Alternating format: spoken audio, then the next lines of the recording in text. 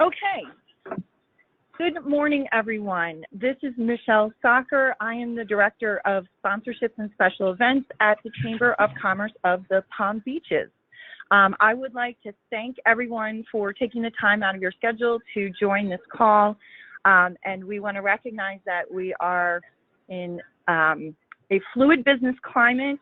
And I would like to share with you, I know there's many challenges, but I want to share that I've been very inspired at seeing the courage, innovation, and creativity of many of our business owners and also those who, like Justin, who will be presenting today, who are eager and willing to share lessons learned, best practices, and hopefully inspirational stories to help everyone get through each day. And I know we're all taking one day at a time, but hopefully you'll have tools at the end of this call, which I'm confident you will, to be the most productive you possibly can.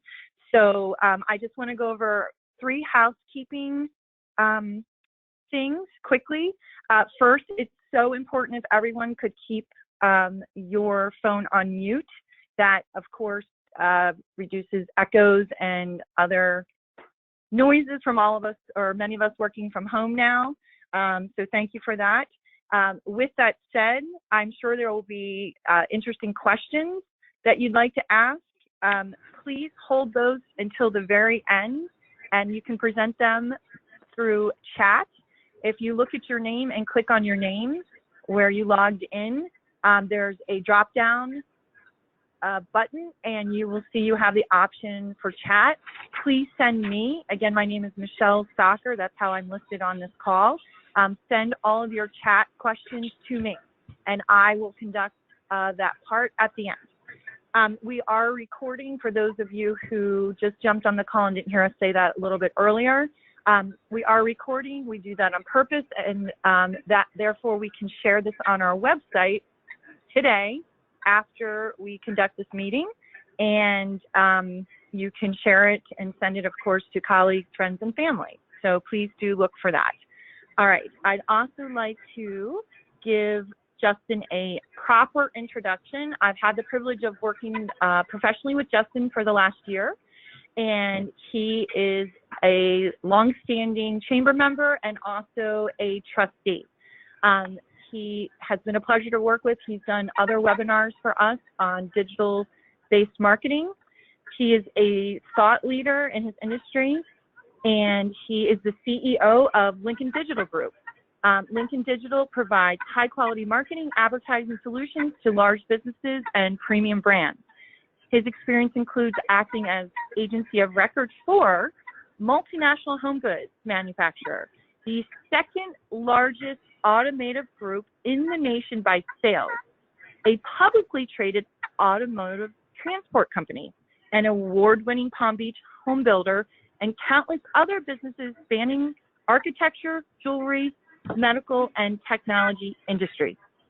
He has successfully negotiated custom digital marketing partnerships with LiveNation, as well as other premium publishers, and possesses international marketing experience in Canada, China, Colombia, Costa Rica, Guatemala, and Mexico.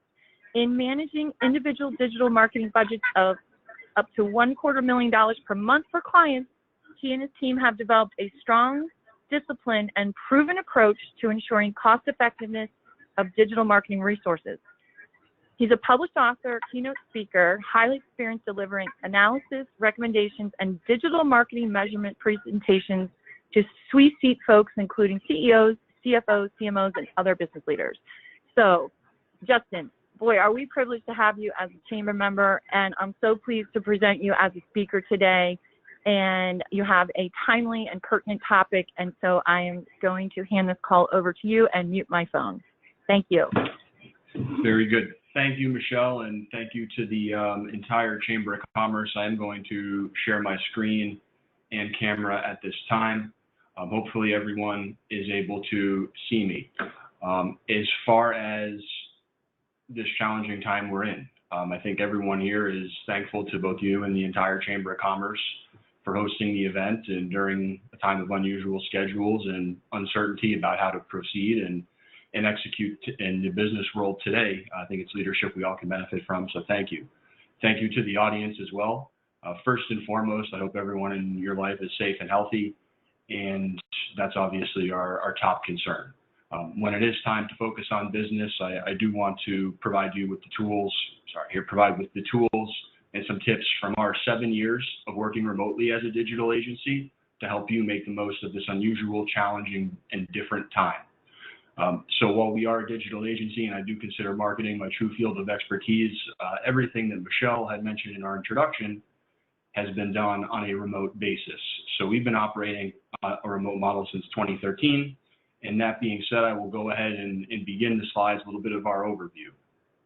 So in addition to being founded as a remote agency 7 years ago, okay, we've used that agency and this remote platform, our tools, our tips, our guidance that we'll be providing today to manage 10 to 15 remote personnel throughout the United States consistently since 2017. So roughly 3 years of learning, experience, and other insights from managing a 10 to 15 person team. And of course, before we got there, we were a smaller team, so I will share some tips along the way as to how you can gradually scale and grow on a remote platform. And then importantly, it's the impact on clients. So our remote platform is utilized to support campaigns and markets everywhere from the United States down to Ecuador. So not only are we managing upwards of a dozen people remotely, but our client work calls for us to do so remotely from the United States to Ecuador. So hopefully I'm able to share some of my experience, learnings, trials, errors with you so you can make the most out of this unique time in business. Okay, so a brief note on today's information. It is being recorded, so of course the Chamber will be happy to provide this. Individually, please refrain from any other photos or videos or recordings. Okay, so I know we've heard a lot about remote work, but I thought a good place to start would be with some objective, unbiased information on why this is important today. And so there are some statistics here that come from some pretty well-known sources that I want to share. First one all the way on the left, Global Workplace Analytics, they're a firm that's been in business for quite a while, a research company. They estimate that employers will save have saved $11,000 per year per employee when they allow work from home. Sorry, I just got a note here. Sorry, I just got an odd pop-up. Okay, so there is approximately an $11,000 annual savings when work from home is allowed 50% of the time. Okay, so that's one reason why employers should view this information as important. The middle metric from a payroll company called Sure Payroll, you may have heard of them. They're a competitor to ADP and some of the others. They did a study that said 86% of workers prefer to work alone remotely for maximum productivity. So when you think about that, that's basically 85% of the workforce saying, I'm at my best when I am alone and I'm remote. And of course, we all want the best from every member of our team, regardless of their particular role or position. And then lastly, a study by CBRE, CB Richard Ellis, the commercial real estate firm is how they're known.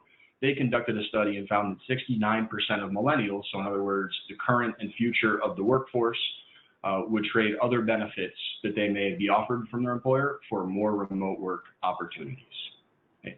So hopefully from these stats, you'll understand that there are opportunities for business improvement and growth and retention of talent and acquisition of new talent. The more and more remote work can be implemented successfully by your organization. Okay, so a little bit of an overview on the agenda, 5 actions to take today as promised in the headline, how executives and managers can lead the organization remotely, how employees and team members can demonstrate progress remotely, and lastly, a bit of a bonus, but given the fluid climate, how your business can implement some very basic marketing response tips to provide as much peace of mind and confidence in your customer base as possible, that you're keeping your products hygienic and delivering your services with as much hygiene as possible. Okay, so these are the overview of the 5 tips for immediate action, and we'll go through them in more detail. But as we begin here, it all starts with the mindset. Okay, and this is where I think it's important to understand, to take a step back and understand that yes, this is different. This is challenging, but it is an opportunity. And the first way you're able to make the best of this opportunity is by saying to yourself, I am at work. Okay? It does not matter that I am home. It does not matter that I'm sitting in a bedroom or another room in my house. I am at work. Okay? And so that is a mental switch that most people need to make. All I can say is, from a guidance standpoint, is hold yourself to the same conduct guidelines as the office. And that will be different for everyone in every office, I understand. But I think it would help everyone, and it certainly helped me when I began to think of it as being at work. I wouldn't do anything I wouldn't do in front of other team members, and I would act as if my supervisor is there. Okay? And in that mindset, something that can probably help you focused, disciplined, and executing on the mindset that you are at work is by looking at it for what it is. It's an opportunity to write your future work conditions. As you saw in one of the previous slides, there are numerous statistical reasons why remote work seems to benefit the economy and would be a preferred choice for the workforce. So if you view that through the opportunity of this being time to write your future work, I think your mindset will be very strong. And so mindset and approaching it as if you're at work, regardless of where you are, is the first tip and takeaway. Okay. The second one, and this was probably the most challenging one for me during my time, and I had to do a good bit of reading and put a good bit of thought into my time management schedule to get this right. Because very easily we can fall off track when working remotely. And so what I did and what we recommend to our team members and others is to segment your day into buckets. So what do I mean by that? Well, if you zoom out on your day and take a look at the major items or functions that you're consistently performing, chances are they fall into a general bucket like strategy, training, sales, testing, quality assurance, project planning. Those are all the general buckets. And so what I did is I took my general buckets, which are primarily strategy, sales, and tactical, and I set up a daily schedule that I adhere to. And it's written down, and I had to check it every day for a while, and I will show it to you on the next slide. Is how, as far as how it looks, so you can adapt it. But it makes the process of working from a remote place much easier, because this bucket, when I approach it like this, keeps me on track. Okay, so this is how I time segment my day. And of course, everyone's time periods and functions will be different.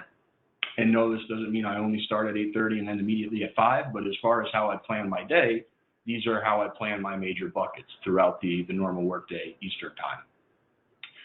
Importantly, I think as you think about where to start and how to time segment your day, I would start by a concept I spoke about on the previous slide, which is time leverage. And think about time leverage like this. If you picture a row of dominoes, time leverage is how you make sure the big dominoes fall first. And so in other words, if there's something that everyone on your team needs to know, or key members of your team need to know as the day gets started, work and communicate on that item first. If a project or a task makes no difference if it's completed at 9 a.m. versus 5 p.m., it's okay to complete it at 5 p.m. because you have no time leverage from doing it earlier.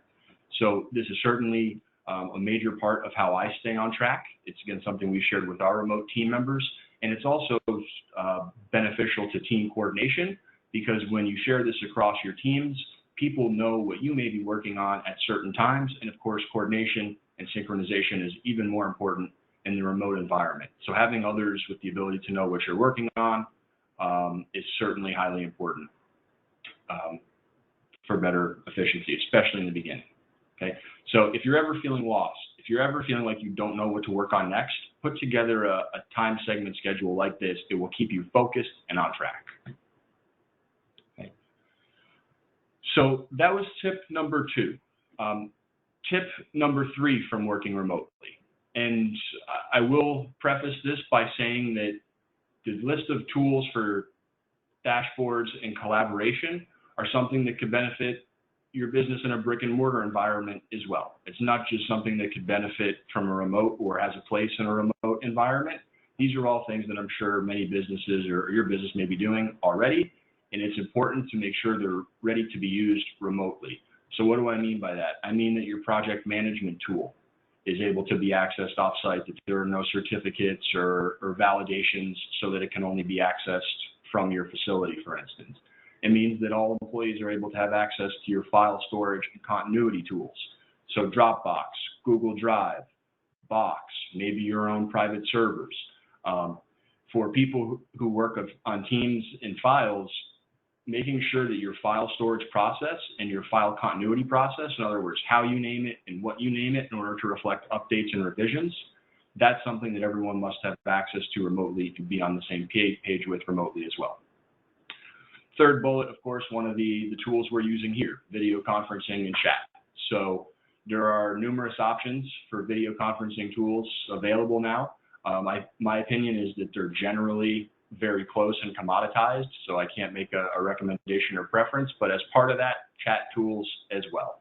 So these are, of course, the more instant, real-time, and of course, chat was born from the instant message, as you may be aware, the more real-time ways to communicate. And then lastly, website measurement suites. So there are free tools like Google Analytics, for instance, that help your team, when it's remote, keep a pulse on what is happening on your website. What are your customers looking at? What are your non-customers looking at? How is your traffic performing? How far may it be down in this unusual time? And what does that predict or mean for how the sales or marketing side of your business needs to react? And then lastly, consider client-facing options for task statuses or key developments. So I'll have an example here, on an upcoming slide that talks about client statuses and task statuses, and essentially we use a color-coded tool, okay, to communicate our different statuses both to our team and our clients, so everyone knows where we are in that process, okay. And then in the interest of helping you choose the best tool, in the case you haven't chose one yet, my recommendation is to choose tools your business can grow into. What do I mean by that? Well, when we were looking for a number of these tools a few years ago, to enhance what we were doing remotely, I was okay, and I actually sought out tools that were a little bigger and more powerful than we needed at that point in time, because I knew that it involved significant cost change and retraining to implement one of these tools. I did not want to be changing it every year, 2 years. I looked for something that I could buy today and grow into over 3, 4, maybe 5 years, so that we have the continuity of systems, and that, of course, is important for efficiency. So if your business does not have these tools yet, or does not have all of these tools that I would consider essential, except for the client-facing task statuses, you can certainly operate your business without that. Look for tools that, while they may be a little more than you need today, that you can see your business growing into in the very near future. Okay, so I mentioned that was the third tip. Okay, the fourth tip, daily morning huddles.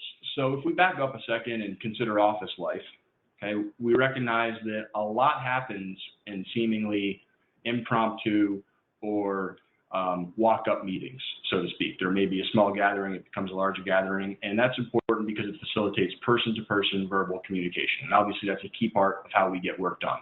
In our business, I noticed that seemed to be lacking. And it was around 2017, and I just sensed the shift, and I knew that this was going to continue to be a challenge as far as how can we replicate or replace the in-person conversation. So what I did is I established daily morning huddles, and it's simply a brief conference call, okay, but it happens every morning, Monday through Friday. It is with our senior team members only, and the purpose of the call is big picture items and perspectives. So it is not a call that talks about individual brand assets or individual details of one particular project in the midst. It's for big picture items, big picture perspective, and then for those key projects that are either on a rush deadline or the deadline is now, in other words, or it's strategically mission critical. We will use these daily morning huddles to focus on certain details of key projects, but I use it to set the tone for the day and provide an overview to my team of what we should be focusing on and what's important from a time priority basis and a project priority basis as well as coordination for updates that may have occurred after hours. We use this call to set the table for the day, so to speak. Importantly, this also harkens back to a concept I introduced earlier, which is leveraging your morning time, okay? We're probably all familiar with concepts and guidelines that say the most important things should happen in the morning. This is not dissimilar from that. Again, it really encourages everyone to think about where they can get the most bang for their time in the day And especially in those cases where you must communicate updates from one executive to another team leader, of course, the sooner you can get those updates into your senior team leaders' hands, the faster they'll be able to spread it to their other team members, their direct reports, and other people within your organization that need to know. So these daily morning huddles have helped us immensely. Just stay engaged, number one, create more of a team environment from a verbal communication standpoint on a regular basis, and also leverages the morning to communicate all of our key initiatives and agenda items that everyone who is not on the call must know to do the best job of their day as well. I'm sure there may be a question coming up about how long we speak for, if there's any time guidelines. Because it is a huddle and it's big picture items in perspective, my rule of thumb is that it goes no longer than 15 minutes. If there's something that we need to discuss in more detail, we will typically hang up on the team call, and then I will speak with that individual director or senior leader individually separately. Okay, so I'm not saying 15 minutes is the only way or the best way. That's my rule of thumb, because again, the purpose is to keep it crisp and focused on the big picture items, not to draw down into all of the details at that time. Okay, so productivity and management as another tip, and really it's the fifth essential tip for working remotely that you can implement today. Okay, so the first thing I would encourage everyone to establish, if they haven't already, are what are the essential performance metrics for your business? Is it your man capacity utilized? Is it on-time delivery? Is it reworks and or rejects of work that you've sent to a client? Is it number of hours spent per asset? I'm sure, as you can envision, there are numerous key measurements or key metrics that every business will have unique to them. Establish them as a starting point, because they will go into how you measure productivity and manage productivity remotely. Okay. Now, as we go to the other side of the spectrum, instead of internal, it's of course client service. Measure the compliments you receive during this time. Measure the above and beyond actions taken by your team. And I know that can sound a little abstract, but if you encourage your team to think this way, it will become more concrete, because you'll be able to then highlight examples of someone going above and beyond for a client and track that. And then others on your team will see what an above and beyond action truly looks like. Okay. Once you have your metrics established, publish them in a real-time format. What do I mean by that? It could be a proprietary dashboard. It could also be something as simple as a Google spreadsheet. So that's a real-time collaboration spreadsheet. I have an example of how we do it in a Google Doc coming for you next, showing some of the metrics that you see here. And then the last bullet, okay, of course, measurement is no good if you don't use it to help improve your team and hold them accountable. So as you roll out these metrics, and as these tools are made part of your remote productivity management suite, it's imperative that everyone knows this is how they'll be held accountable going forward, at least for the period of this remote work. Of course, you can change how you hold them accountable at any point, but to keep everyone on the same page from a remote standpoint, I would inform them that this report will go a long way to assessing how you gauge their performance. Okay. So now I'm sure you may be wondering, as an employer, how do I, let me back up. So that was the fifth tip. I didn't mean to flow through that so quickly. That was the fifth tip, productivity management. So to recap, the 5 initial tips for immediate action: okay, mindset, time segments of your day, daily morning huddles, productivity and management, okay, and then the communication through collaboration tools and platforms, which is making technology your friend. So as an employer, and I know we have some on the call, and I know we have employees on the call as well, so I'll also share some tips and bullets for both audiences about how I recommend they can help lead their organization effectively. So it first must start with trust, okay? And I know that's a big point of concern for many employees. How do I trust that, or many employers, how do I trust that my employees are staying on track and they're doing everything at home that they would be doing in the office? And while this may not be the ideal answer, the thing I needed to learn how to do was simply to hire and work with people that I trusted. In other words, if I would not trust them to work in my office, I really could not trust them to work at home. And so unfortunately, this is not a panacea for that.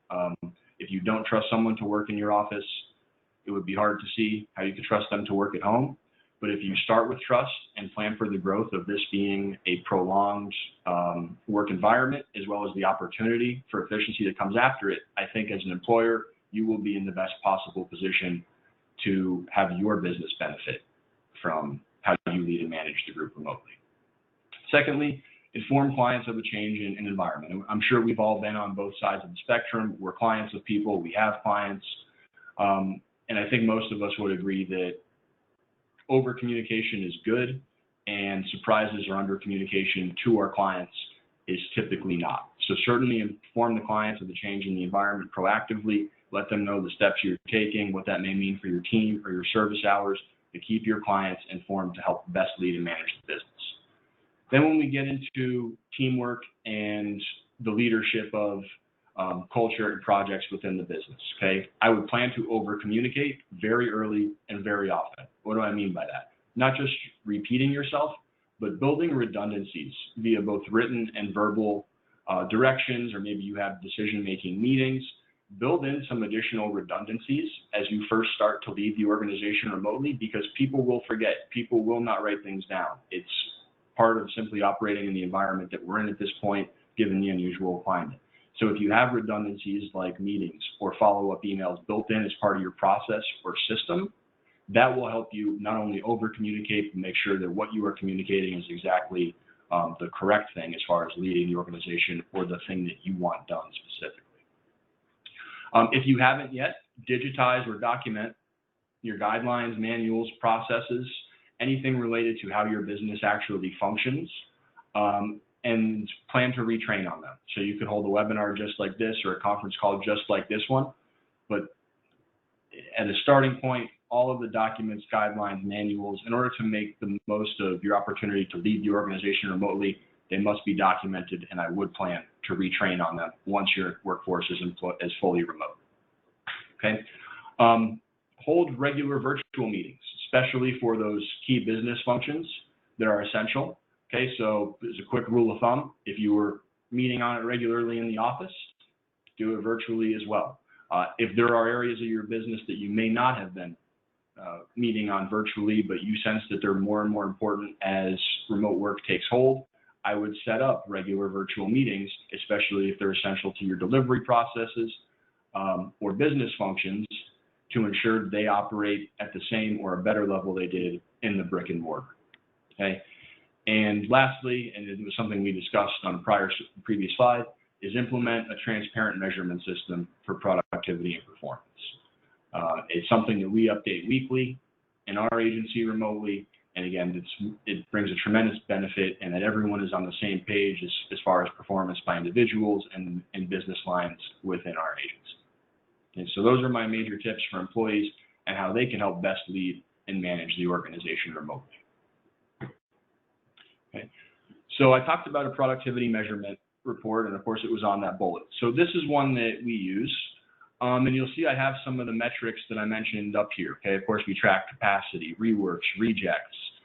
This is a weekly productivity measurement report that we have, and you can see that it's a Google spreadsheet, and it utilizes comments, which are what those orange triangles are on the top right.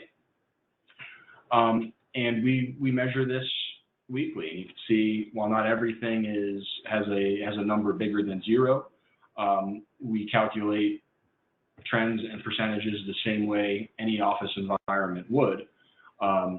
And this is what all of our team members see. So again, everyone is able to work from the same page. And this is just one example of how you can measure productivity on both a team level or a business division level as you're working remotely. Employees, so you may be wondering, okay, well, how can I show when I am doing everything I should be doing then more? How can I show it? How can I prove that I'm not slacking off at home? How can I communicate that I'm engaged, that I'm staying focused on what I should be? And here are some tips that we have for that as well. And the first one is very similar to the employer slide, which is over-communicate, especially in the beginning. Okay? I would recommend to stay in close touch and ask questions of your employer or direct supervisor, such as, how can I make remote work easier for you? Or what would you like to see differently as far as how I work with you remotely? Okay? That way, not only are you being proactive about making sure remote work works for your supervisors, but you're also creating an opportunity for the expectations to be communicated and ensure that you're matching them with your work.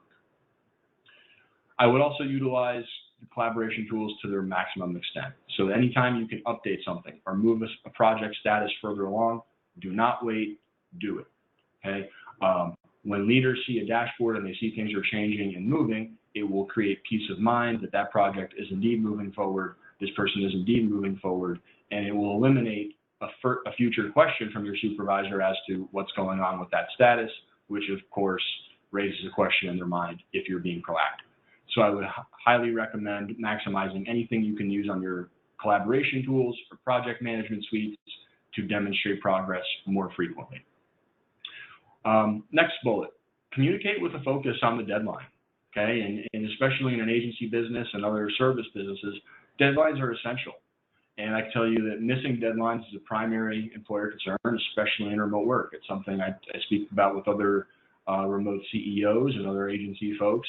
It's probably the top concern in the creative space. And so as the project begins as an employee and you're communicating to it or about it with your supervisor or with other team members, reiterate the deadline across all your major communications. In addition to demonstrating that you're engaged, it also benefits the overall team that you're communicating consistently what the deadline is.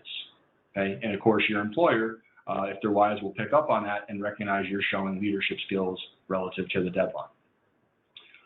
When you're discussing tactics, strategies, options, things of that sort, aim to always discuss them relative to the timeline. First and foremost, can we do this in the time provided? Secondly, is this something that allows us to maximize the timeline, or can we do more? And so when you're talking about your alternatives and plans for executing the goal, frame it from the perspective of how does this help us meet or beat the deadline? And then lastly, it's probably one that you're all already doing or have done in the past. Alert supervisors or employers to any deadline concerns ASAP. I think everyone can manage deadline concerns in a work environment and actions are taken.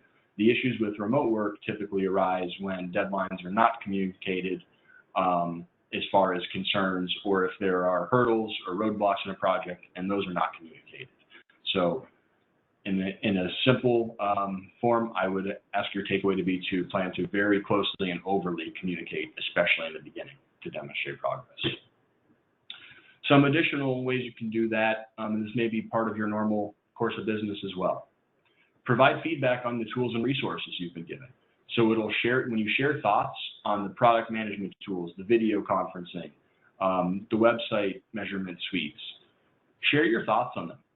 Volunteer them. It could be a quick 2-minute phone call. It could be a brief email, but it demonstrates that you're engaged and you're aware of what's expected. And more importantly, it demonstrates that you're thinking about what you need to do and assessing your tool in the context of if it can actually help you do it. And when you're able to draw a connection with your employer that you've thought about what you need to do, you've considered the resources you've been given, and you do or don't think that you can get it done, given those tools, that's a way an employer can have peace of mind that you're actively thinking about not only what you've been asked to do, but what you've been given and how you can get there. And that's a very objective measurement of engagement and demonstrating progress. Okay. And then lastly, I would seek team member and client feedback more regularly, again, especially at the beginning, and then share it with the employer. So one example, if you're a client contact in your business or an internal contact for a key person within your business, seek feedback from them more regularly, directly if you want, and then share it with your employer. Because the fact that you're taking steps to say to your client or your key report within your industry, or within your organization, that you want to know that what you're doing remotely is working for them, and if it's not, how you can adjust. That would be a lot of employers' dreams, in my opinion, just to understand that their employee has a conscientious concern that remote work is different, and they're not only acknowledging that, but they're reaching out to your team members or your clients to ensure that how you're operating remotely works for them. Guys, I don't think there's an employer out there that wouldn't take that, number one, as a sign of progress, but number two, take that as a sign of an individual they want on their team, regardless of the environment. So those are my tips for how employees can demonstrate progress during this environment. Okay, I talked about dashboards and using them to communicate a little bit as far as statuses and things of that sort. So here's one that we use. It's called Monday. It's our project management tool and collaboration tool. But I mentioned color coding and updates and things of that sort to communicate that you are being proactive. This is what my view looks like that I see on a daily basis, okay? And of course, those acronyms can mean different things for different businesses. In our case, the SFA you see in blue there simply means sent for approval to the client. And this helps us not only keep our clients apprised of their individual task statuses, but also keeps us as a team aware of where everyone is. We're in lockstep, and we know not only what stage the project is in, but if it's published or if it needs further feedback. So I highly recommend, if you don't have a task management or project management tool that can do something like this, that you can also turn around and easily communicate to your clients where things stand, I would recommend investing in one, especially as a function of this remote work environment. Between the easy display of statuses, the color coding, and the progress bars, it makes life very easy for everyone to stay on track and aware of statuses. Okay. So this is where I'll get into a little bit of the bonus, and that's the marketing response 101 component to this. And I'll backtrack for a second and say that, of course, the first content in the proposal, the remote work environment setup, is the fundamental point. But then once you achieve that, your next question is probably, okay, how does my business respond to this environment? My team is ready, my remote work tools are in place, everyone feels comfortable with the communication, we're ready to go, what do I do? That is very likely your next question as far as navigating this environment and continuing to implement your mission and goals for your business. So as a starting point for how you market or respond to this situation digitally, I thought that it would be very beneficial to share some of the common questions we're getting from clients, and then also what we're recommending them to do both now and how to prepare for the future, because this will change the way we do business going forward throughout the consumer economy at a minimum. So as a starting point, think help, don't sell, okay? We've probably all seen it at this point. There are numerous email blasts from vendors, companies, typically service providers. They may not even realize they're doing this, but they are selling. And from both some personal experience as well as others' experiences that have been passed along to me, I think at this point you do run the risk of your audience finding that potentially distasteful, at least from a position of trying to make a sale. And so what we recommend is starting from a position of how can we help? How does our product either help manage the situation a person may find themselves in? For example, one of our clients has offered valet service to people's homes at this particular juncture because they know they don't want to leave the house. Of course, that's a valuable service they're providing, but its starting point is that it helps because it solves the problem of me not wanting to leave my house. So start with how your business can help as part of your marketing response, and don't start with what you can sell, okay? So on the note of how you can help, the first place we recommend starting is creating a public service announcement, otherwise known as a PSA, okay? And detail how your business is enhancing the cleaning and sanitization procedures or your personnel hygiene procedures, okay? In other words, share what your business is doing to make things safer for your customers, okay? And then before you even send it out, share it internally first with your team, okay? You not only want to make everyone aware of it, but this will help ensure full alignment, especially across the people that are answering your phones that will likely face questions about this PSA that you've published. Secondly, I would create a prominent homepage graphic or graphics to display your PSA. You could link to it, you could have it appear right on your homepage. I personally don't see a major difference there, but you will want visual support for your PSA on your homepage. Again, especially if it's reflecting adjusted hours, or especially if you're taking some substantial steps to clean your facility or disinfect your facility more regularly, or if you're using things like gloves on your frontline workforce, those are all things you want to draw as much attention as possible to give customers the peace of mind that they can still do business with you safely. Okay? And then lastly, once you have your homepage graphics up and the PSA has been digested by your team and understood by your team, I would then publish it to social media and via email. Okay? So those would be the initial steps to respond from a marketing standpoint for your business. Okay? Part two. Okay, so after you do those things, and I know this first bullet may or may not be as relevant given the executive order announced yesterday, but prior to that, and may even still apply, review and update your hours or days that may have been affected online. So your website, Google, Facebook, Yelp, there are dozens out there, and so we're including a free tool in here that we use as an agency. It's called Moz. What it does is it identifies essentially the 99% of the sites where your hours are published. And of course, that's important because then you know where to go to adjust hours in light of this. So that's what is on the red link there. You can click it. It will simply ask you to enter your business name, and then it will tell you all of the websites around the internet, including but not limited to the ones above, that publish your hours online. Okay, so your PSA page, I would also create visibility for it on your other highly trafficked pages. So maybe it's your about page. Maybe you have a particular product page that is always second or third behind your homepage as far as traffic. I would take a look at your top 3 to 5 web pages that are not your homepage, and then create visibility and link to your PSA from those pages as well.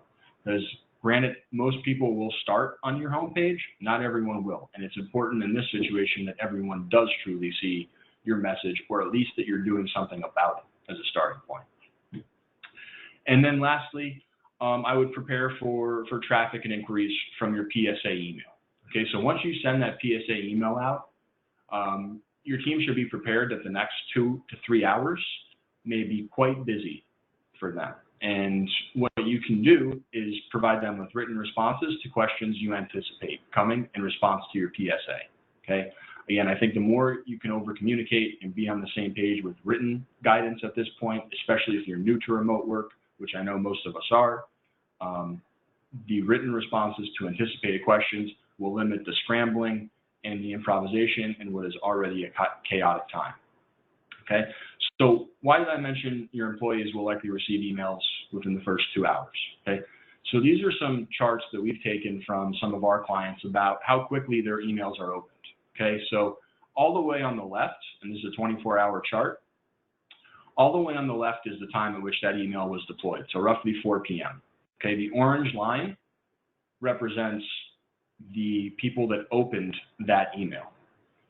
You can see that aside from a brief pickup the following morning, that the vast majority of the email open and engagement happened within the first few hours it was sent. And more specifically, happened in the first hour because the high point is 4 p.m. when the email was sent. So that means that if there are to be any inquiries or questions coming out of your email, they are very likely to happen within those first few hours. And then I would also advise your team to be alert for the morning after for follow-up questions. Why? Because here's another example. Same pattern. You can see that by and large, all of the opens happened right when the email was sent, and then it gradually flattened as time went along over the next 24 hours with a brief open uptick again around 7 through 9 a.m. the following morning. Okay. I know I showed 2 examples here, and individual emails your organization may send may very well have a different pattern. All I could say is this is something that we've seen pretty consistently over about 4 years, 5 years since this has been a reporting point, that the vast majority of email opens and clicks occur within those first 2 hours, and so you should be prepared, most especially at that time, for questions or opportunities. Okay. So once you get around that, this is something that I would encourage every business to consider, which is how does this outbreak, how does this health crisis change how people are exposed to your brand or utilize your products and services? because as I mentioned, I truly believe, and numerous others do, this is going to change the way we do business. And so that does mean it will change the way people become exposed to your brand or utilize your products and services. And so every brand will have a different response to this. Every business, every service line may even have a different response to this. But I would highly encourage all of you to consider, as you're thinking about future marketing responses, how does this change how people are exposed to your business, number one, or how do they utilize their products and services? You may discover that people are using your products and services for things you've never even marketed about. And people have just discovered a different use on their own through whatever ingenuity or vision they may have had for how it could benefit them. So this would be my primary takeaway, and probably the number one way you can help grow your business after you're comfortable working remotely is considering and making adjustments to the changes and how people are exposed to your product.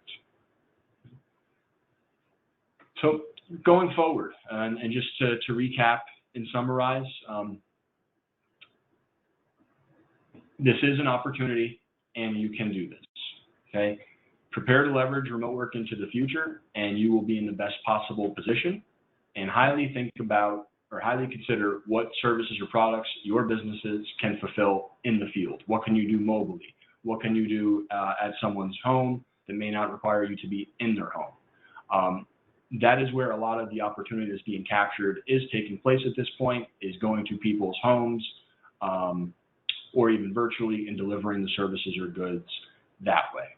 Okay. I would also encourage you to think about what does your business do uniquely that can be applied as an advantage in this climate, and what can you look at as far as how are people engaging with your website, either on certain pages or certain buying points, to gather behavioral changes. In other words, your website can be your leading indicator of how people are changing their behavior as far as shopping for their products. So keep an eye on all of those things as we go forward. Okay. So literally essentially just to recap, the 5 items, and it starts with implementing a mindset of immediate action that you are at work. Okay. Secondarily, bucketing your day into time segments, be it sales segments, client communication, strategic time, tactical time, quality assurance time. Bucket your day into segments. Leverage the technology that you've been provided, the collaboration tools, project management tools. Use it to make communication your friend and make technology your friend. 4th, communicate daily on a regular basis with senior team leaders.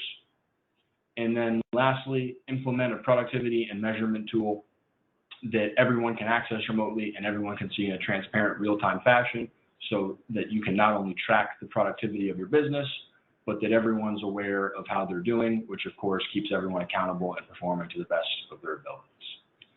So that being said, ladies and gentlemen, thank you for your time and attention. I hope you found it useful and helpful for helping your business navigate a remote work environment and making the best of the foreseeable future. At this time, I'll open it up for any Q&A. Okay, hi everyone. Thank you, Justin. Excellent job. And I want to just encourage people to, if you click by your name, there's a drop-down button, and you have an opportunity to send a chat message. So that's how we are asking questions be sent, and they will come to me. Please send them to me, Michelle Soccer.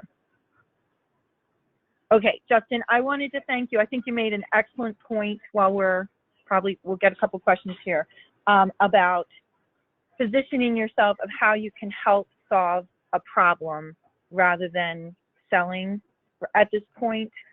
And can you share, have you had, and then you also talked about how important it is to post a PSA and communicate that to your clients, well, internally first as an organization and then externally second.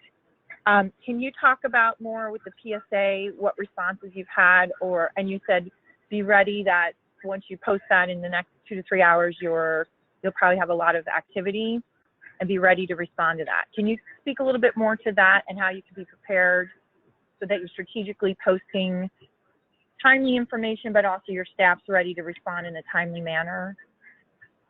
Right. So I'll just jump back. Great question, Michelle. So I think part of the question was keeping your team prepared for incoming activity after you email your PSA. And that's correct. And that just references back to these charts. Historically, emails from businesses, email campaigns, in other words, not one-to-one, but one-to-many emails, they are opened and engaged very early on after they are sent. And this chart shows the pattern with the orange and purple lines representing opens and clicks. And this one shows a very similar pattern as well. So what this means essentially is that if people are going to take action from reading your PSA, it's very likely to happen essentially right after it was sent, because that's when the vast majority of eyeballs first engage in it, first see it. You can see on this line here and the pattern of the other chart as well, very rarely do you get any greater amount of opens than when it was first sent. And so when that activity is going to happen, that's the time that it's most likely to happen in. As far as what we're recommending for client responses on their PSAs, the first thing I want to point out is that every business will do things differently. And so I don't think there is necessarily a right and a wrong as far as what your PSA contains. What I think the critical parts are that you're first addressing the situation to understand their concerns, but that you're sticking to the facts.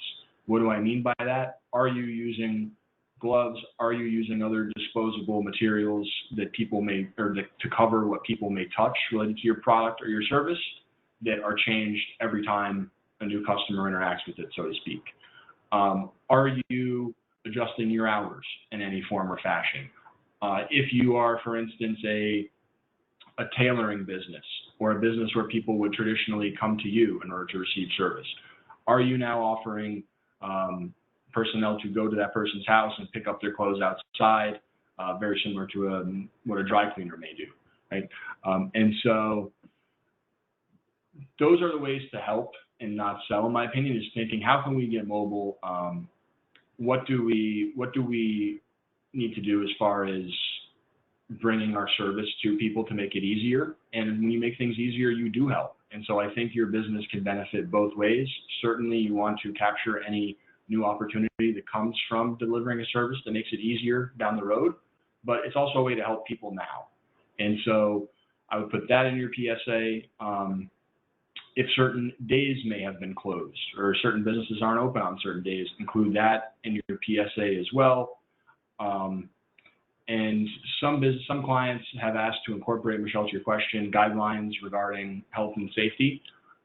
When we have done that, we have adhered to what the CDC has said. We typically have not recommended clients making guidelines or statements of their own for health reasons or regarding health for various reasons. But if you do that, and we have had a client ask to do that, we recommend your PSA contains information only from the leading health authority in your market or country, and I know most of us are in the US, so that's the CDC, but only cite the facts that are medically bulletproof, so to speak, if you do want to do that in your PSA. And unfortunately, right now, there may not be many, but if you do choose to do that, I would source them and cite them heavily as coming from a medical or scientific expert and not your particular business. Hope that answered the question. Happy to answer others. Yes, thank you. Another question that came in. Someone noticed that you have from 12 to 1 blocked out without meetings or activities. Is that a time that you use for exercise or to get outside or to do something for yourself? How flexible is that? And if you're an employee, how do you communicate that to your boss that you're trying to keep work-life balance and just be healthy and keep your sanity while all this is going on, so that they're comfortable with that? Great questions. So, and great observation. Whoever picked that up is very detail-oriented. So the short answer is I typically use it for lunch, not the whole hour, but I leave that time there so that I have some flexible time to eat and go for a quick workout if I want. Or if I have a meeting request that may not be strategic or tactical, it's maybe a little gray, I'll typically do it around that time on the phone. Flexible time as well, of course. And of course, I don't eat lunch every day, so sometimes that time is just worked right through as an extension of my tactical time. So I keep it open for various reasons. And certainly some of the examples the questioner gave about exercise or flexible time would apply. As far as communicating that to your boss, we're all human. And so I would start from a standpoint of, I want to be transparent with you about how I plan to spend my time, and also let you know that there's some time here that the same way I would in the office, I'm planning it to have my lunch or to maybe handle some personal items. I think most people, and I know everyone's different, but at least I would say I would hope most bosses are understanding and accommodating of that. And probably a lot of executives on the call are hearing things like, hey, you may hear my children or my dog on the call, or I may have to take a break to care for an elderly family member who's living with me. I know that's some of the things we faced on our team. And so from that standpoint, I would be transparent with your supervisor or the boss about your schedule and what you're planning for that, and that you do need flexible time because you are a human and a person outside of work. And I would also let them know, hey, you may hear some noise in the background. You may hear my dog bark. I may not be available from 2 to 2:30 because my kids are at home and I do something with them at that point. That's probably the best advice I could give. That is great. Thank you. I appreciate that. Another question, any advice on prospecting without being salesy if you're dependent on new clients and you're selling a service like health insurance, life insurance, real estate, and you're self-employed? Yeah, great question. I would look at it two ways. The first thing I would do is I would think about what thought leadership you may have to offer during this time. So what do I mean by that? How can you share some of your tips or intellectual property regarding how your product service is used? How can you write about it? How can you do video casts about it? How can you share it to your Facebook channel? I would start with what can you give to the community at this point as far as your specific field of expertise in insurance or real estate or prospecting. Talk about that, talk about the key details, and publish it. And what that does first and foremost is it's unobtrusive.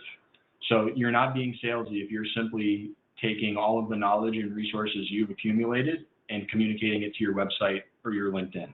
That's helpful, especially if there are things people can take from it right away.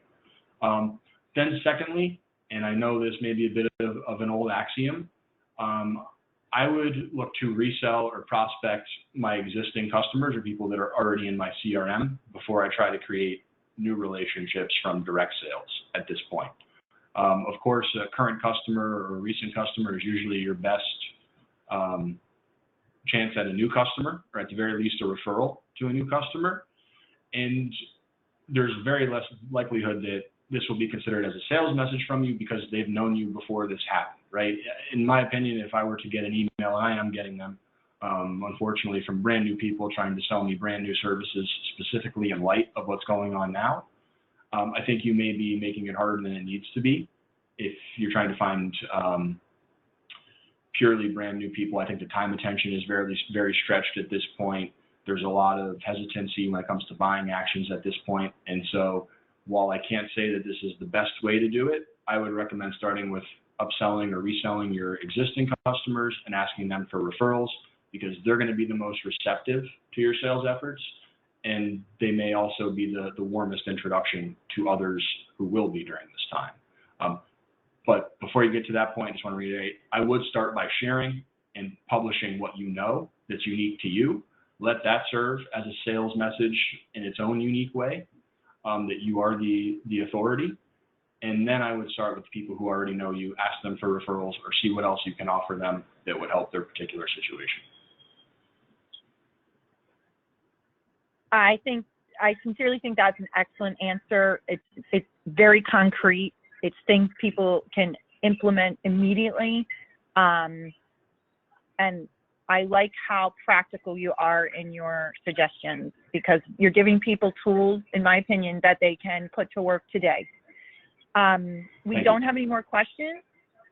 You're so welcome. Thank you. I don't have any more questions that have come in. It is also 11 a.m. and I wanted to respect your time, Justin, and everyone on the call. I want to thank everyone for joining today. I also want to encourage people to, as much as you can, stay positive, be positive, look for opportunities. Justin, I think, just gave a lot of great ideas. Justin, thank you so much for sharing your expertise and time with us at the Chamber and for being a trustee and a loyal member. We're very grateful. The more I get to know you and hear your presentations, I can absolutely see how you would be an effective and thoughtful CEO. So thank you for your leadership in a challenging time. Thank you very much, Michelle. Thank you again to everyone in the Chamber, and most importantly, thank you to the audience for your time. I know there were a number of you on this call, and collectively that's a lot of time out of the course of a day. So thank you all for your time and attention. I hope everyone stays healthy, and I also hope everyone is able to utilize this to make the best of the environment we're in for the time being, and to help their business move forward as much as possible in this unusual time. So best wishes to everyone, and thank you again for your time and attention. And if we can provide any additional assistance, please feel free to reach out. Thank you. Have a great day, everyone. Thank you. Thanks, everyone. Okay.